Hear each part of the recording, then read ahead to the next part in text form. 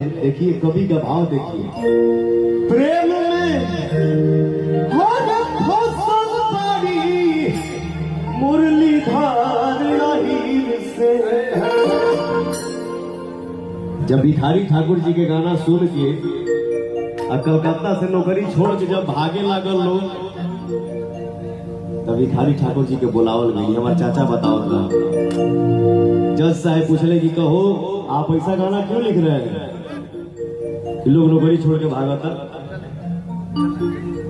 तो भिखारी ठाकुर जी कहीं जवाब दिए कि ये लोग झूठे को पगलाइन बा, ये लोग हमारा गाना पका है भागा था, हमारा तो तीन को पगलवे बा, कृष्ण राधिका पटोरी। चौथा हमारा लिरिक्स में क्यों है ये अब एक दवाई कहाँ से हमने लोग अपने के पटोरी समझ के भागत रहे लोग। चाचा पहले हर गाना के लास्ट में चौगुन बाजत रहे, जब आज के डेट में 100 में 99 वो लोग भुलाइए गए। हर गाना के में पहले चौगुन बजत रहे। सुनी जा हमारे भाई लोग बजावे लगे। हर प्रेम में फसल पड़ी मुरलीधर हीर से, ना जाने कौन हीर से।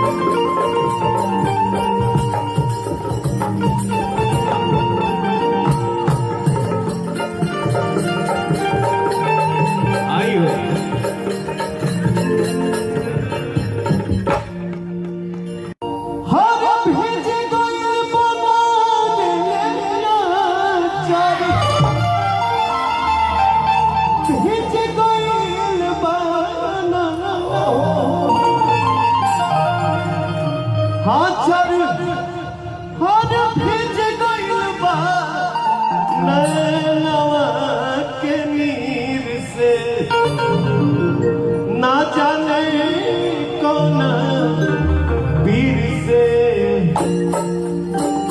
हाथर खींच गइलबा, ना जाने कौन पीर से। ये लाइव है हमारे भाई लोग,